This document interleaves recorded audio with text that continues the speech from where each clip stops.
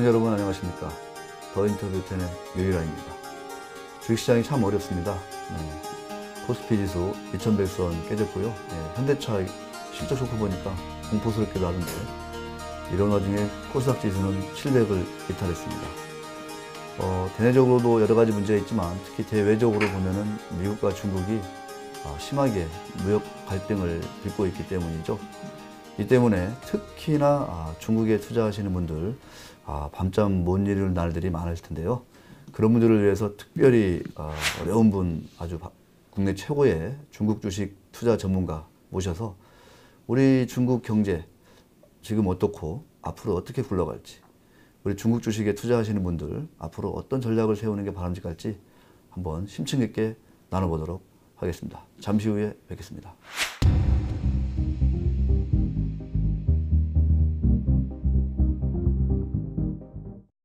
더 인터뷰 10 마켓 리더에게 듣는다. 이번 시간에는 오성진 조인에셋 투자자문 대표님을 모셨습니다.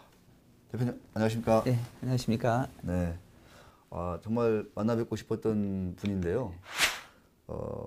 회사 소개와 더불어서 우리 시청자분들께 간단한 인사 말씀 부탁드리겠습니다. 네, 조인에셋 투자자문 설립한 2년 반 정도 된 신생 회사입니다. 중국에 전문으로 투자하는 일임과 자문의 상품을 운영하고 있는 그런 회사면서 중장기적으로 앞으로 10년을 바라보고 중국에 투자하자라는 그런 마음을 가지고 출범을 해서 현재 진행 중에 있습니다. 일단 뭐 국내 중국 주식을 투자하시는 분들은 이 조인에셋하고 이제 거래를 안 할 수가 없을 정도로 이 중국 투자 이쪽 분야에서는 뭐 거의 압도적으로 어떤 점유율을 가지고 계시고 뭐 성과도 아주 우수한 걸로 제가 알고 있는데요. 일단 중국 시장 뭐 간단하게 한번 뭐 기사도 많이 나고 여기저기서 뭐 걱정도 많이 하고 그러는데 뭐 연초만 해도 뭐 상하이 종합지수 한 3,500 얼마 전에 뭐 2,500까지 갔었고 했는데요. 급기야 이제 시진핑 주석까지 나서가지고 이제 이른바 주가 부양 얘기를 막 대대적으로 이렇게 하던데 중국 경제나 시장 지금 어느 정도 상황이라고 보면 좋을까요? 이제 분기별로 보면 중국 경제는 6.8, 6.7, 6.5 그러니까 떨어지니까 뭐 4분기는 6.3. 그러니까 사실 점차 경제 성장률이 둔화되고 있는 것이 현 사실이고 그거에 대해서 좀 가속도를 붙인 것은 3월 달부터 시작된 미중 무역 전쟁이 이와 같은 그 관세 인상으로 나타나면서 수요 둔화와 연결됐고 또 내부적으로도 함께 영향을 받은 이러한 상황이 될 수가 있겠고요. 이게 때문에 이제 증시는 1월 고점 대비 어제까지 보니까 27.4% 하락이 돼 있는 그런 상황입니다. 세 번째 또 영향을 받은 부분은 환율이에요. 항상 이제 이머징 국가가 되다 보니까 불안 상황이 나타나면 외화 자금의 이탈 우려가 나타나면서 항상 자금들이 빠져나갈 수 있는 그런 흐름이 되는데 최근 들어서 이제 중국의 정책을 보면 환율을 인위적인 약세였다라고 얘기를 많이 합니다. 왜냐하면 관세를 매기니까 환율을 약세를 하면 관세 효과가 없어지기 때문에 그래서 환율이 약세된 부분이 있는데 아무래도 환율이 약세가 되면 수입 물가가 올라가게 돼 있어요. 그래서 이제 결국 이 수입 물가가 내수 소비를 둔화시키는 요인으로 가다 보니까 경제 성장률 둔화로 나타난 이러한 종합적인 요인들이 결국 경제 성장률 둔화, 주가 하락, 환율 시장 불안 뭐 이런 3대 요인들이 이제 주가를 떨어뜨리는 요인으로 작동을 하고 있고 이런 상황에서 이제 중국 정부는 이대로 됐을 경우에는 전반적인 경제 시스템에 문제가 나타날 수 있기 때문에 여기에 대해서 정책적 대응이 필요하다라고 해서 다양한 정책 조치들이 현재 나오고 있습니다. 최근에 가장 이슈는 뭐냐면 경제 성장률 둔화를 방어하기 위해서 이제 소비시장 활성화라는 중국이 제일 거대한 소비시장을 갖고 있기 때문에 그다음에 1대1로 오늘 뭐 이제 아베하고 같이 만나잖아요. 그래서 1대1로에 대해서 인프라 투자를 늘리게 되면 성장률 둔화를 방어할 수 있는 두 가지 축은 현재 마련해 놓은 상황이라고 볼 수가 있겠고요. 또 하나는 뭐냐면 주식시장이 떨어지는 것을 이제 막아야 되니까 중국 같은 경우에는 기업들이 은행 대출을 하기 힘든 기업들은 대부분 주식담보대출을 그냥 관행처럼 해왔던 부분이 있습니다. 이 부분이 주가가 떨어지니까 악순환의 트랩에 빠져 있다 보니까 정부가 적극적으로 나서서 자제해라. 그러니까 자제하라는 것도 이제 1차적인 신호이고 두 번째는 뭐냐면은 이 물량을 소화를 해내야 되잖아요. 그래서 지방정부라든가 연기금이라든가 보험사라든가 이런 쪽에서 자금을 흡수해서 결국은 뭐냐면 이제 민영화를 했는데 거꾸로 아이러니컬하게도 국유화되는 이런 현상이 나타날 정도로 이런 다양한 조치들이 현재 나오고 있는 그런 상황입니다. 무역 전쟁 얘기를 이제 우리가 안 할 수가 없잖아요. 네. 3월부터 시작했으니까 여러 가지 뭐 쉽게 끝날 거다 했었는데 결국은 지금 분위기로는 최소한 뭐 미국 중간 선거 정도까지는 뭐 끌고 갈 만하고 어차피 이제 임박했으니까 앞으로 이제 근데 그걸 넘어서 또 더 장기화될 수 있다 이런 얘기도 나오고 있으면서 이제 야 이거 참 끝이 안 보이는구나 이런 생각이 들기도 하거든요. 어떻게 좀 예상하십니까? 처음에 3월 달부터 이제 무역 전쟁이 털어졌을 때만 하더라도 협상 과정이 잘 됐고 네. 무역의 이슈라고 하면 어느 정도 초기에 봉합될 수 있을 것이다라는 것이 사실 6월 달까지 협상도 진행되면서 나타나는 현상인데 그런 협상이 결국 트럼프 대통령이 그걸 엎으면서 협상 결과를 가져오면 그것을 갖다가 위에서 반대를 해버리니까 사실은 거기서부터 이제 사실 오리무중에 들어가 있는 상황이고 그렇다 보면 초기만 하더라도 단기에 마무리될 수 있을 거라고 봤는데 최근 상황을 보면 약간 좀 장기화될 수 있다라고 이렇게 보는 시각으로 이제 상당히 많이 시각이 바뀌어 있습니다. 그 원인은 뭐냐면 무역 흑자 폭을 줄이는 것에 국한돼 있다라고 하면 얼마든지 협상을 통해서 이루어질 수 있는 부분이라고 되는데 그 이면에는 새로운 전략을 갖고 있기 때문에 그것이 이제 장기화 이슈라고 되어 있습니다. 그래서 무역 흑자 폭을 줄이는 그러한 이슈 그게 국한된다고 하면 봉합 가능 이렇게 보고요. 근데 이면에 갖고 있는 구조적 틀을 바꾸고자 하는 그러한 것이 있다고 보면 이것은 장기화로 보고 있는데 두 가지라고 봅니다. 하나는 중국 경제 성장에 견제하고 싶어하는 이 패권주의 있잖아요. 예, 미국의 패권주의 항상 이제 뭐 일본에 대한 견제라든가 유럽에서 나타났던 그런 부분인데 그런 패권 전쟁의 이슈를 가지고 있다고 보면 이거는 사실은 뭐 합의할 수 있는 영역이 아니라 이건 장기화될 수밖에 없는 첫 번째 요인이라 볼 수 있겠고 두 번째는 이제 글로벌의 산업에 있는 패러다임을 바꾸고 싶다는 이런 이제 요인들도 있습니다. 왜냐하면 이제 세계화 이슈에 우리는 살아왔잖아요. 한국 경제 성장도 세계화 이슈에서 살아왔는데 세계화 이슈에서는 뭐냐면 경쟁력이 그러니까 생산에 저가 경쟁력이 있는 이머징 국가는 생산을 담당하고 그다음에 풍부한 소비 여력을 갖고 있는 선진국은 소비를 담당하면서 싼 물건을 쓰는 그래서 윈닝 게임이었죠. 이런 구조가 계속 왔는데 이제 이게 한계에 와 있다는 것이 이제 미국 트럼프의 생각인 것 같아요. 왜냐하면 무역 수지 적자폭은 계속적으로 늘어나고 언제까지 이걸 감당할 수도 그렇죠. 없고. 예. 그거에 따라서 뭐 재정 적자까지 정부가 부담을 져야 되는 상황이고 미국은 국채 발행이 계속돼야 되는 상황이고 달러를 계속 풀어야 되는 상황. 이런 악순환의 고리에서 벗어나고 싶다는 데 내면적인 패러다임을 바꾸고 싶은 부분이 있는데 그 패러다임을 바꾸고 싶은 것은 핵심은 뭐냐면 미국은 이제 제조를 담당하고 싶다는 거죠. 생산까지도 하겠다. 예. 더 이상 소비만 하지 않고. 그렇죠. 그러니까 대신 소비를 받아줄 나라를 찾아야 되는데 소비를 받아줄 수 있는 나라는 딱 중국이 되는 거죠.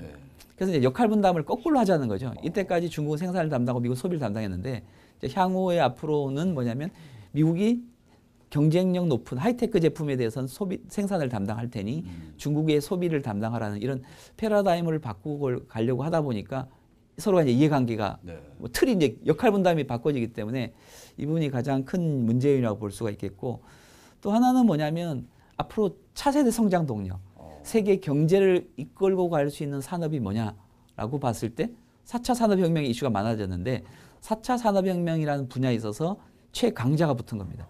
지금 현재는 중국도 만만치 않게 올라와 있는 상황이고 그렇죠. 미국도 이 시장에서 부를 독점적으로 누리고 싶어하는 부분인데 여기에서 맞닿아 있는 부분이 예, 그러니까 인터넷 플러스 사실 미국에 이제 빵이라는 기업들이 있잖아요. 그러니까 중국에서 여기에 견줄 수 있는 알리바바라든가 텐센트라든가 이런 기업들이 거의 쌍두마차로 현재 와 있는 상황이죠.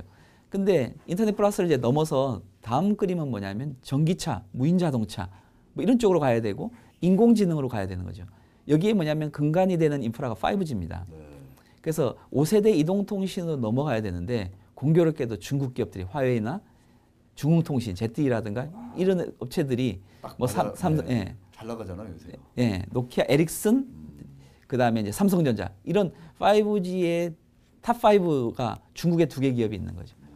왜냐하면 통신이 돼야지 5G 무인 자동차도 그 다음에 가능하고 그러한 많은 인터넷 접속이 이루어지면서 빅데이터도 양산이 되고 빅데이터가 양산이 되면 인공지능까지 가능하니까 이 부분에 있어서 이제 경쟁을 해서 미국이 가야 되는데 중국이 너무 앞서가는 부분들도 두려운 요인이고 그러다 보니까 이제 미국은 두 가지를 요구하고 있는 거죠. 하나는 뭐냐면 지적재산권에 대한 보장을 해라, 너네들이. 그래서 그에 대한 로얄티를 내라는 게 첫 번째고, 두 번째는 중국 정부가 이러한 산업을 정책적으로 키우면서 보조금을 많이 주고 있단 말입니다.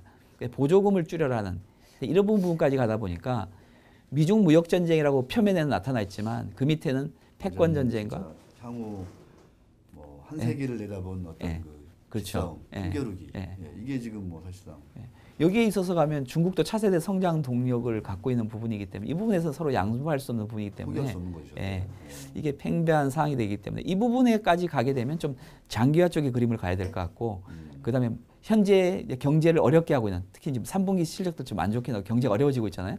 이런 요인들에 있어서 먼저 수출 시장에서 무역 전쟁에 대한 봉합이라고 하면 뭐 빠르게 일어날 수 있는 부분이고 이게 양면성을 갖고 있고 이거는 뭐 중간 선거가 끝나고 나면 어느 정도 일단 봉합 부분은 이루어지지 않겠냐라는 기대감을 갖고 있고 근데 근원적인 문제는 상당히 롱런하는 게임이다 이렇게 봐야 될 것 같아요. 앞으로 계속 간다 이렇게 보는 게 예. 그러니까 두 가지로 나눠서 봐야 될 것 같아요. 무역 전쟁이라는 거에 두 가지 요인이 같이 들어가 있잖아요. 그러니까 하나 표면적인 무역 흑자폭을 적자폭을 미국 입장에서 줄이는 것은 그것은 단기적인 해결 과제로 해서 얼마든지 이루어갈 수 있는 부분이라고 봐야 되고 근원적인 그런 문제 차세대 성장 동력과 패러다임을 바꾸는 부분은 장기화 이렇게 나타나는 게 분리해서 보는 게 좋을 것 같습니다.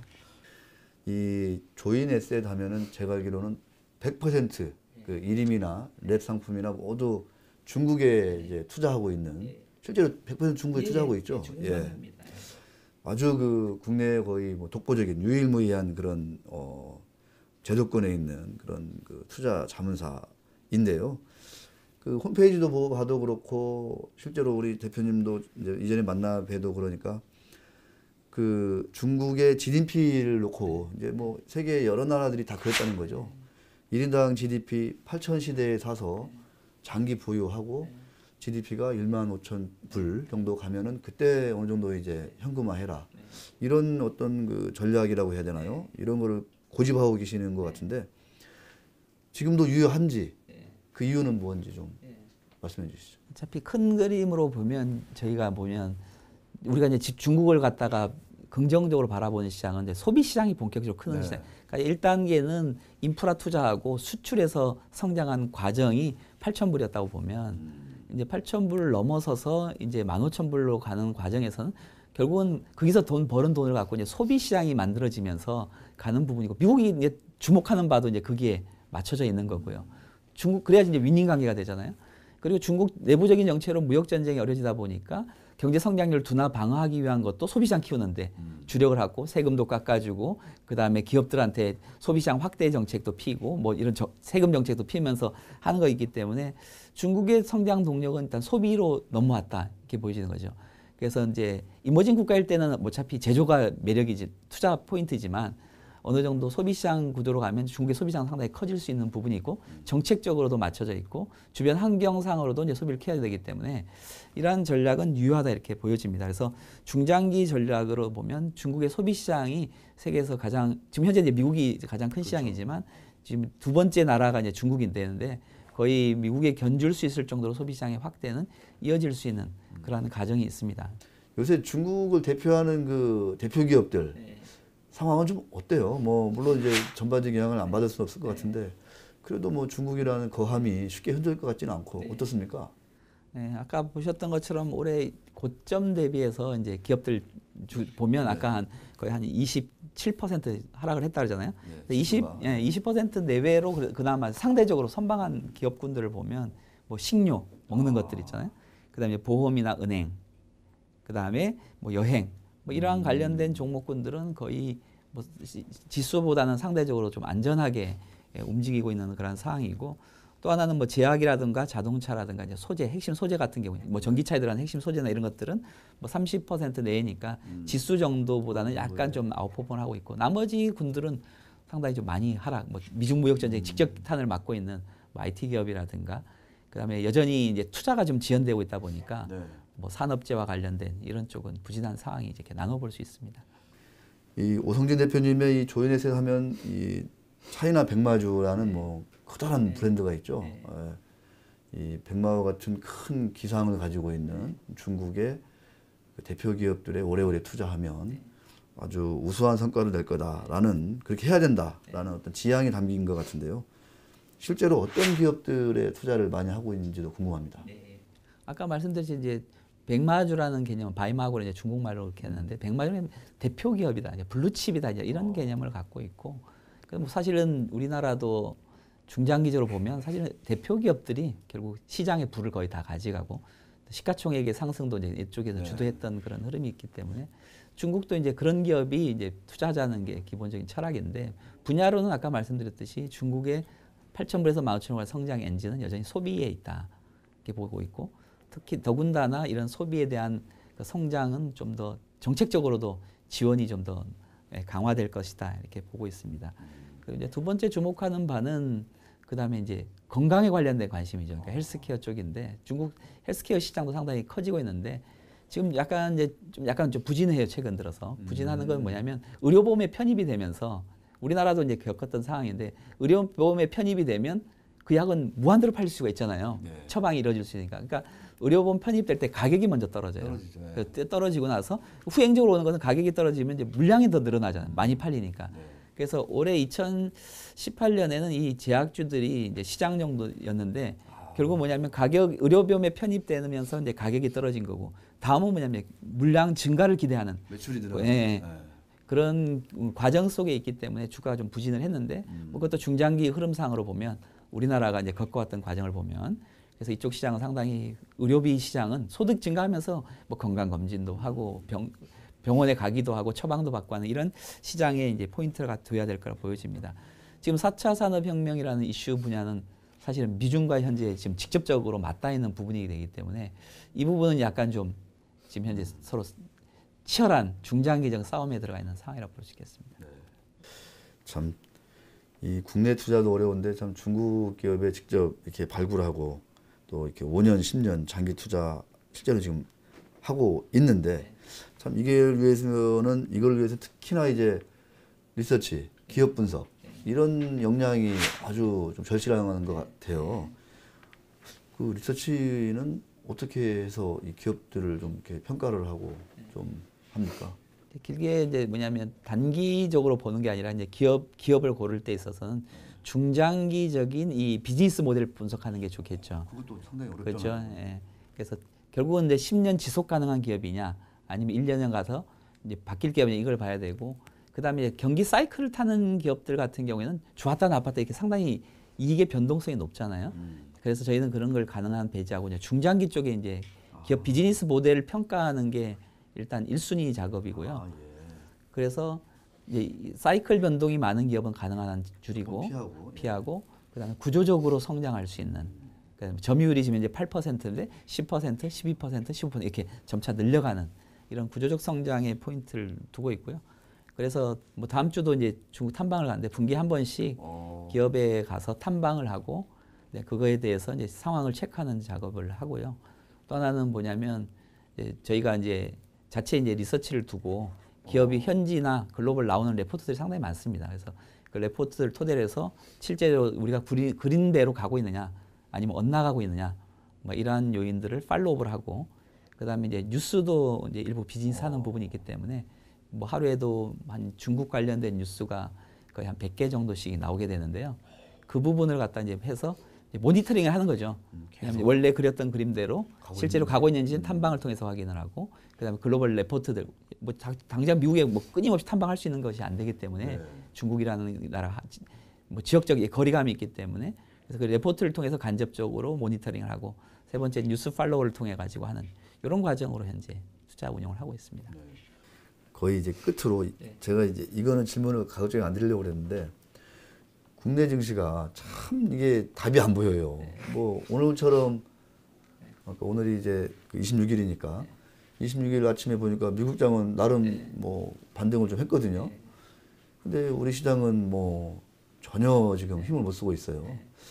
또 구조적인 문제를 지적하는 분들도 있는데, 그 우리 시장에 지금 뭐 그리고 이게 국내 우리 내국인들은 대부분 다 이제 국내에 투자하고 있으니까 이런 분들한테 좀 도움이 될 만한 얘기라고 해야 되나요? 한국 시장 전망 플러스 어떻게 좀 이 스탠스를 잡아야 되는 건지, 지금처럼 그냥 가는 게 맞는 건지, 아니면 포트폴리오를 좀 그래도 조금이라도 좀 다변화시키는 게 맞는 건지, 이런 것도 한번 좀 고민 많이 하고 계실 테니까 들려주시죠. 그래서 뭐 국내 이제 투자자들의 자산 배분 전략이라는 이제 개념들을 많이 도입을 하고 있고, 한국 중심에서 이제 해외로 가자 이런 분위기가 뭐 최근 한 2년 동안에 이제 많이 나타났던 그런 상황으로 보여집니다. 한국 증시는 누구나 다 보면 세계에서 싼 증시다, 싸자. 그죠? 기업들 봤을 때는 언제나 저평가죠. 그렇죠. 싸다라는 그런 인식을 갖고 있는 시장이면 틀림없기 때문에 언제든지 올라갈 수 있는 준비는 되어 있는데, 그 상황이 언제냐면 글로벌 유동성이 풀릴 때예요. 그죠? 글로벌 유동성이 풀리고, 뭐 미국이 이제 10년 동안 풀릴 때 한국도 상당히 선방을 했고 좋은 흐름을 보였기 때문에, 글로벌 유동성 흐름이 이제 그 방향을 잡아주기 때문에, 지금 현재는 달러 중심으로 꼬이고 있는 상황이잖아요. 그렇기 때문에 한국이 외국인 비중이 37% 되다 보니까 그게 있어서 이제 영향을 같이 받는 그런 구조이기 때문에, 일단 글로벌 유동성의 흐름에 있어서 전망 포인트를 가져가야 돼요. 풀리지도 않는데 한국 중심으로 올라갈 수는 없는 상황이거든요. 그래서 이제 달러 강세가 어느 정도 무마되면서 이 흐름이 달리 가는 것을 이제 봐야 될 거예요. 그러니까 싼 건 틀림없어요. 그렇기 때문에 지수 전망 자체가 뭐 이렇게 의미 있는 건 아니고, 그래서 이제 그 유동성 흐름의 변화를 우리가 이제 체크 포인트로 봐야 될 것 같고, 항상 주식은 또 보면 꿈이거든요. 이제 꿈이 있는 산업을 보는 것이 좋겠다라는 생각이 듭니다. 그래서 한국은 보면 이제 우리나라가 일본에서의 하던 산업을 우리나라가 다 가져와서 사실은 한 30년 동안 대성황을 이루었는데, 우리나라가 갖고 있는 산업을 이제 중국이 계속 더 하나씩 뺏어가고 있기 때문에, 뺏기는 상황에서도 우리나라 IT 산업이 성장할 때 중국에서는 일본에서는 핵심 부품을 팔아서 성장을 했었거든요. 돈 많이 벌었죠. 그렇죠. 그러니까 우리는 껍데기 만들어서 돈 번 사이에 여기는 핵심 부품 팔아 돈 구도기 때문에. 토요도 엄청 챙겨갔고요. 그렇죠. 그래서 이제 중국이 그런 성장을 할 때 한국에서 나름대로 경쟁력을 갖고 있는 쪽은 뭐 상황이 어떻게 되든 여전히 이제 좋은 흐름을 가져가지 않겠냐, 이렇게 보여지는 상황이고요. 그런 상황에서 한국이 경쟁력 있는 쪽은 이제 어디가 될 거냐, 이렇게 보게 되면 나름대로 산업상으로 바이오 헬스케어는 우리나라 핵심 인재들이 지금 이쪽 분야에 있지 않습니까? 그래서 바이오 헬스케어 산업은 한국이 여러 가지 이제 우여곡절을 겪겠지만 중장기적인 한국의 성장 동력이 될 수는 있을 거라, 이런 생각이 들 수 있겠고요. 그다음에 뭐 한국의 그 엔터, 미디어 엔터나 게임이나 이런 분야도 나름대로 세계화에 대해 있어서 나름대로 경쟁력을 가져갈 수 있기 때문에, 뭐 인터넷의 확대와 함께 미디어 엔터 시장은 상당히 커질 수 있는 부분이기 때문에 그러한 부분에 대해서는 좀 관심 있게 봐야 될 것 같고, IT 부품 쪽에서는 여전히 뭐 반도체가 지금 이제 세계 공급 과잉이라든가 지금 IT 수요가 줄어들면서 최근 들어서 이제 조정을 받고 있긴 하지만, 여전히 한국은 아직까지 반도체는 첨단 기술이거든요. 그래서 그쪽 분야에 대해서는 나름대로 경쟁력을 가져갈 수 있겠고, 그다음에 아까 지금 4차 산업혁명에서 가장 중요한 분야가 사실 전기차 분야거든요. 그러니까 전기차 분야로 가면서 미중의 싸움이 좀 더 타협 없는, 끝없는 과정을 가는데, 그 사이에서 한국이 얻을 수 있는 핵심 부품이나 뭐 나름대로 이제 경쟁이 있는 것들은 보면, 그래서 시장 전체로 대응할 수 있는 시장은 아닌 것 같아요. 한국 시장 보면 아까 말씀드렸지, 왜냐하면 산업 전체적으로 보면 이렇게 뺏겨가는 그런 그림이잖아요. 그러다 보면 이제는 일본이 잃어버린 25년, 30년 세월을 보낼 때 각계 기업들의 경쟁력 갖고 주가가 차별화됐어요. 시장을 갖고 이제 주가 수익률이 난 것이 아니라. 그렇다면 한국은 이제 인덱스 중심의 시각을 말고, 패시브 시장은 같네요. 예, 그래서 이제 버텀업 입장에서 이런 변화되는 환경에서 나름대로 글로벌 경쟁력을 갖고 수익을 창출할 수 있는 이러한 기업 중심으로 접근하는 시각을 갖는 것이 좋지 않겠느냐라는 말로 지수 전망은 예, 대신하도록 하겠습니다. 그만큼 이제 상황이 어렵다라는 거를 제가 이제 피부로 느끼는 것 같습니다. 너무 이렇게 바쁘신 와중에 이렇게 귀한 시간 내주셔서 감사드리고요. 혹시라도 이제 너무 중국 이렇게 분석하고 탐방 다니시느라 건강해지지 않도록, 그래야지 또 많은 분들이 또 백마주랩도 가입하고 또 나중에 10년 지나서 아주 좋은 성과를 내고 그럴 수 있을 것 같습니다. 오늘 이렇게 귀한 말씀 우리 시청자분들께 들려주셔서 너무 고맙습니다. 예, 먼 길 오셔서 감사합니다. 네. 예.